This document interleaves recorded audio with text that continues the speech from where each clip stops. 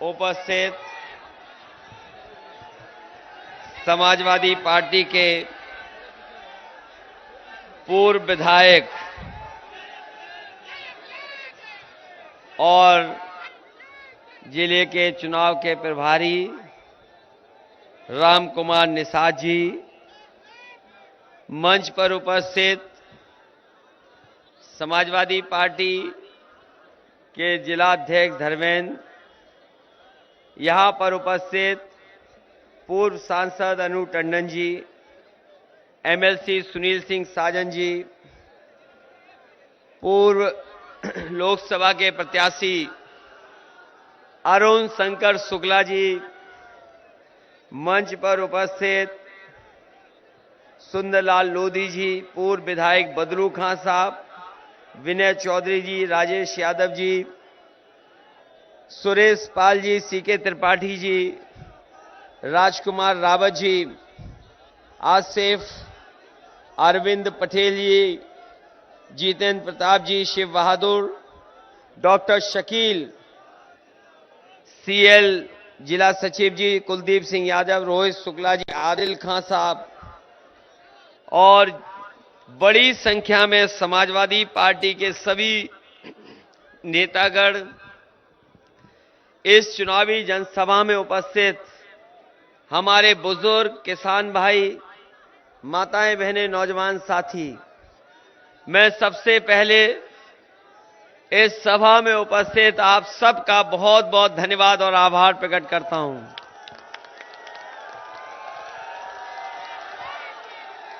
और ये ऐतिहासिक जनसैलाब जो दिखाई दे रहा है, ये समर्थन के लिए जो बड़ी संख्या में लोग आए हैं, मैं ये कह सकता हूं कि इस बार उन्नाव के लोग सभी 6 की 6 सीटें जीता करके समाजवादी पार्टी को ऐतिहासिक जीत दिलाएंगे। यहां पर हमारे साथ समाजवादी पार्टी के प्रत्याशी पूर्व विधायक उदयराज जी के सहयोग और समर्थन के लिए मैं आपसे अपील करता हूं।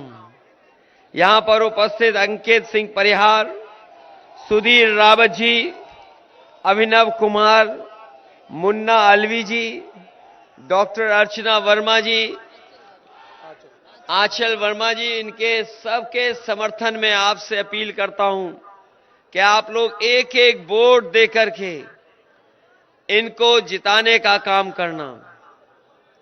उन्नाव अभी कुछ दिन पहले मैं आया था और मुझे याद है जिस समय कार्यक्रम शुरू हुआ था, मौसम खराब था, बारिश हो रही थी, लेकिन उसके बावजूद भी उन्नाव की जनता को कोई रोक नहीं पाया था और वो ऐतिहासिक कार्यक्रम हुआ। गंगा के इस पार समाजवादी पार्टी का कार्यक्रम था, गंगा के उस पार भारतीय जनता पार्टी का कार्यक्रम था, लेकिन जो समर्थन समाजवादियों को यहां पर मिला था, शायद उतना भी समर्थन भारतीय जनता पार्टी को वहां नहीं मिल पाया था। आज जब मैं आपके बीच में आया हूं, कई चरणों के चुनाव खत्म हो चुके हैं। पहले चरण का चुनाव और वहां से जो हवा चली होगी वो आपको पता होगा। पहले चरण से ही समाजवादी पार्टी आगे बढ़ रही है और जो लोग कह रहे थे कि गर्मी निकाल देंगे, जो नेता कह रहे थे कि गर्मी निकाल देंगे, उनके समर्थक पहले ही चरण में ठंडे पड़ गए हैं और दूसरे चरण में आते आते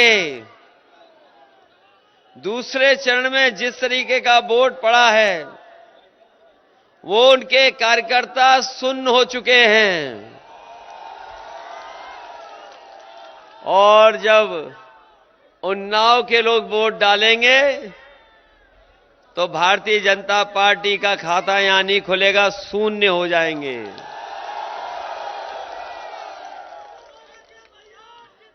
इनके नेताओं के भाषण सुने होंगे आपने। बड़े बड़े नेता यहां पर आ रहे हैं। भारतीय जनता पार्टी का कोई नेता ऐसा नहीं है जो उत्तर प्रदेश में नहीं आ रहा हो। उत्तर प्रदेश में सब आ गए हैं और उनके अगर भाषण सुनोगे, अगर आकलन करोगे तो आप जानोगे कि उनके जो छोटे नेता हैं वो छोटा झूठ बोल रहे हैं, जो उनके बड़े नेता हैं बड़ा झूठ बोल रहे हैं, और जो सबसे बड़े नेता हैं वो सबसे बड़ा झूठ बोल रहे हैं। बताओ ये झूठ बोलने वाली पार्टी है कि नहीं है? आपको याद है कि किसान भाइयों के लिए वादा किया था कि उनकी आय दोगुनी हो जाएगी। आप में से बहुत सारे लोग हैं, और मैं तो कहता हूं सब किसान हैं या किसान के परिवार के नौजवान दिखाई दे रहे हैं। बताओ आप में से कितनों की आय दोगुनी हो गई है? किसी की आय दोगुनी हुई हो तो बताओ। और अभी जब धान बिका होगा तो ना खरीद केंद्र बने और किसी भी किसान का सरकारी केंद्र पर खरीद नहीं हुई।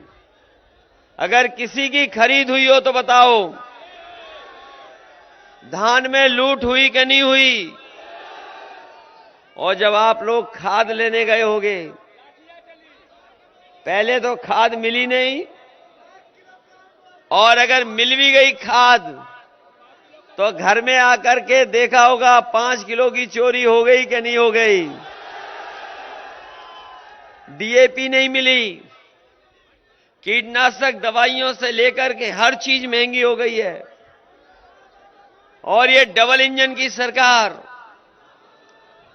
ये जो डबल इंजन की सरकार है, इन्होंने न केवल डबल भ्रष्टाचार किया है बल्कि डबल महंगाई भी कर दी है।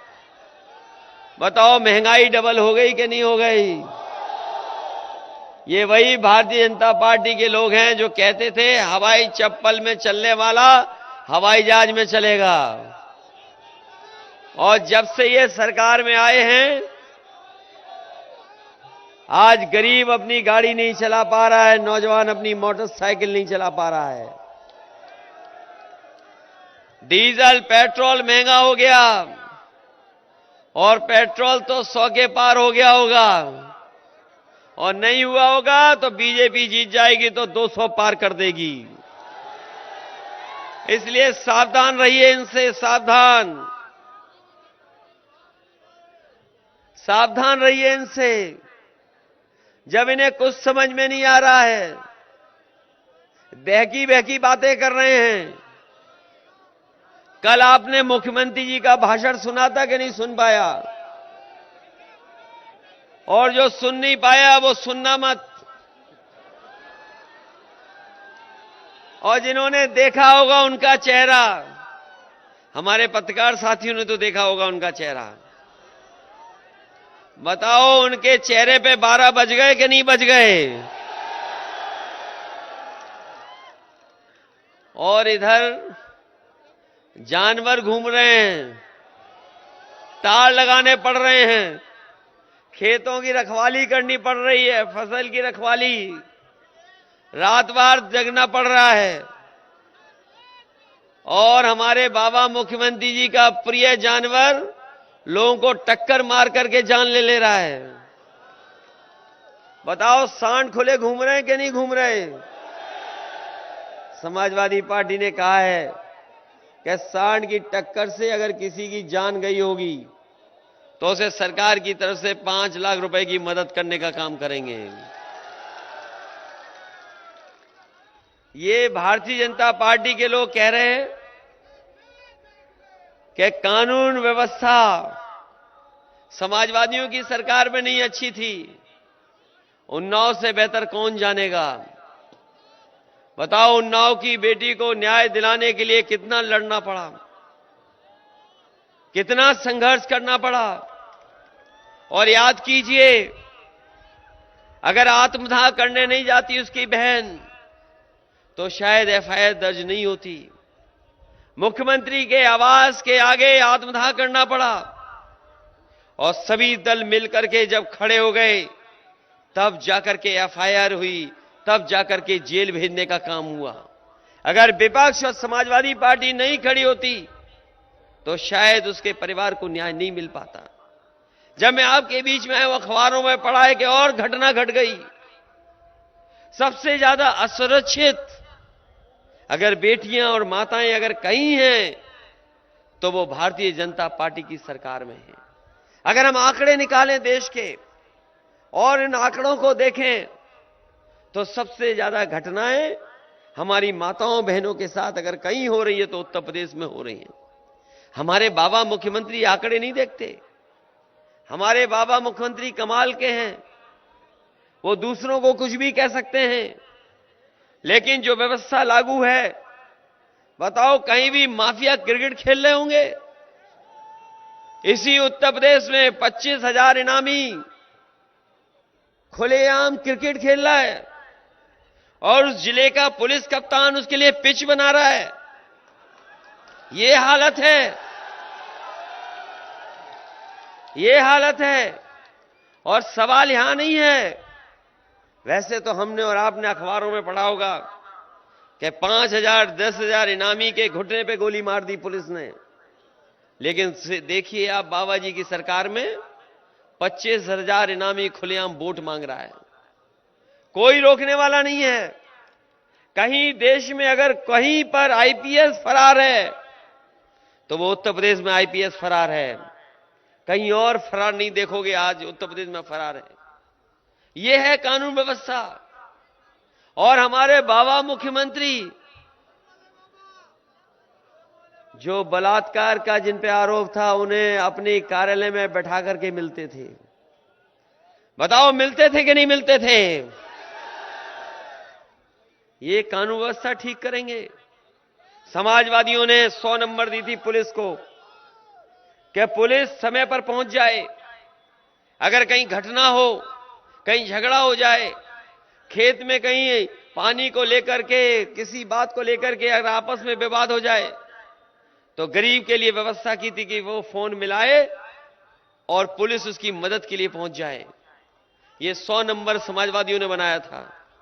लेकिन जब से बाबा मुख्यमंत्री ने 100 को 112 किया है, हमारी पुलिस को भी कबाड़ा कर दिया।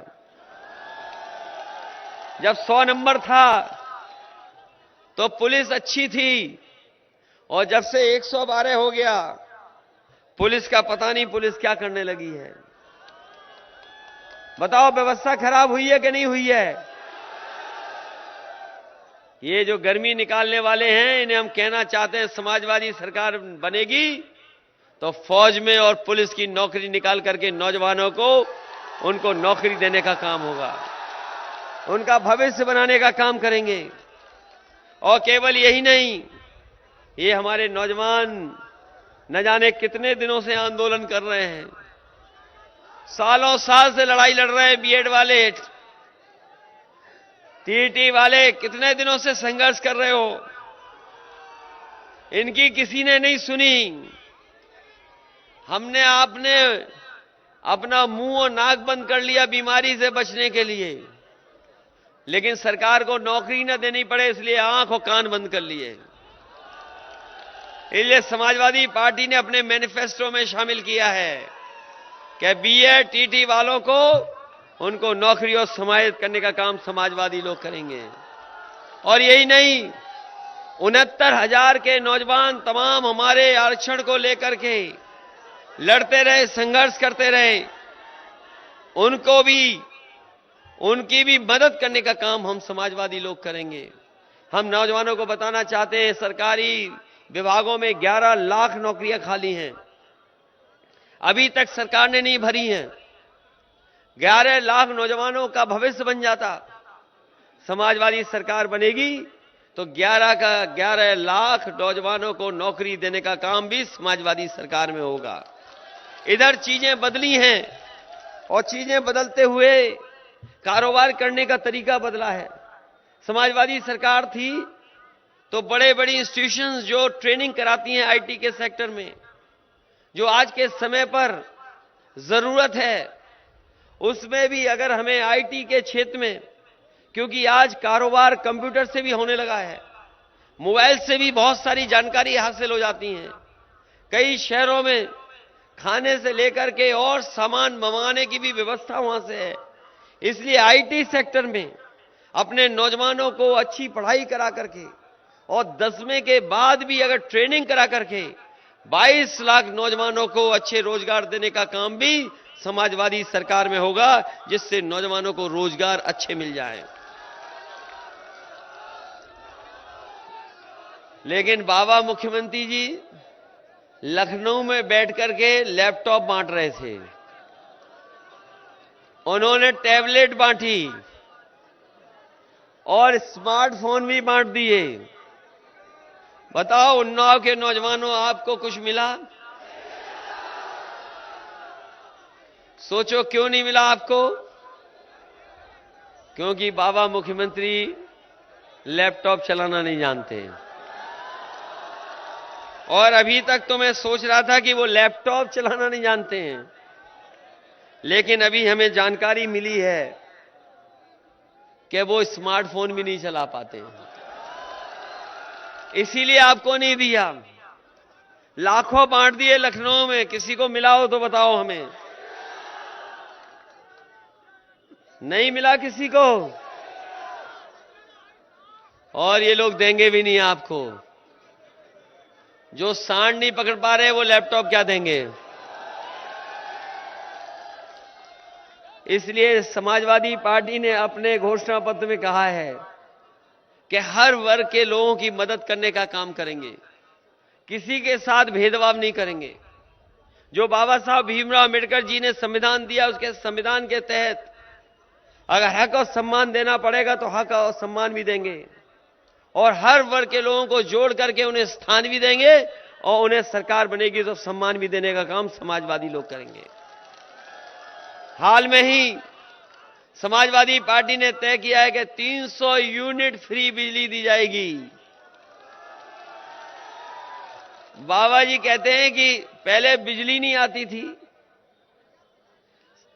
लेकिन हम उन्हें बताना चाहते हैं कि अगर उत्तर प्रदेश में जो बिजली के कारखाने लग रहे थे, अगर वो कारखाने समय से लग गए होते तो आज हमारे लोगों को इतना बिजली का बिल नहीं देना पड़ता। आज जब बिजली का बिल आता है तो बताओ करंट लगता है कि नहीं लगता है आपको? इसलिए बिजली के कारखाने जो समाजवादी सरकार में लगना शुरू हुए थे वो पूरे होंगे, और हमारे गरीबों के लिए और आप सबके लिए 300 यूनिट बिजली के लिए कोई बिल नहीं देना पड़ेगा, और साथ ही साथ अपने किसानों की सिंचाई के लिए भी बिजली माफ होगी। और हमारे पुरानी पेंशन वाले जानते होंगे, कर्मचारी लोग ये मांग कर रहे थे कि पुरानी पेंशन बहाल हो। समाजवादी पार्टी ने तय किया है कि पुरानी पेंशन को भी बहाल करने का काम करेंगे, जिससे सरकारी कर्मचारियों को भी सुविधा मिल सके। साथ ही साथ कन्या विद्याधन जो पहले चलती थी योजना, अपनी बेटियों की पढ़ाई में आगे मदद के लिए पहले 30,000 रुपए देते थे, जो आगे की पढ़ाई कर लेती थी 12वीं के पास वाली। इस बार 36,000 रुपए उन्हें देने का काम समाजवादी सरकार में होगा। बड़ी संख्या में हमारी माताएं बहनें जो गरीब हैं, उनके पास कोई साधन नहीं है मदद का। इधर 500 रुपए किसानों को सम्मान राशि, तो समाजवादी पार्टी ने भी तय किया है कि महिलाओं को 1500 रुपया महीना और साल के 18,000 रुपए देने का काम समाजवादी सरकार में होगा। ये सुविधाएं देने जा रहे हैं। इसके साथ साथ सरकारी नौकरियों में 33% आरक्षण हम लोग अपनी बहनों के लिए करने का काम हर सरकारी नौकरी में करने का फैसला लिया है। ये सुविधाएं दे रहे हैं। इसलिए जहां बिजली से लेकर के, रोजगार से लेकर के किसानों को सुविधा, वहीं व्यापार कैसे आगे बढ़े। उन्नाव में बड़े पैमाने पर कारखाने हैं और संभावनाएं बहुत हैं। अंतर्राष्ट्रीय स्तर पे भी कारोबार करते हैं यहाँ के लोग। अगर हमें अंतर्राष्ट्रीय स्तर के लिए इनके कारोबार को बढ़ाने के लिए, एक्सपोर्ट के लिए कुछ मदद करनी पड़ेगी, क्योंकि लाखों लाख लोग उस कारोबार से जुड़े हैं।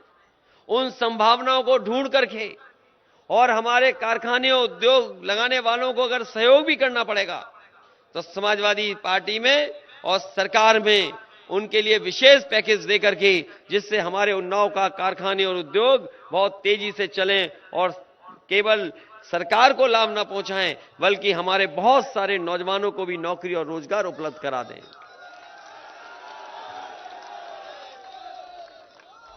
इसलिए उन्नाव के साथियों, हम लोगों ने कई चुनाव देखे हैं,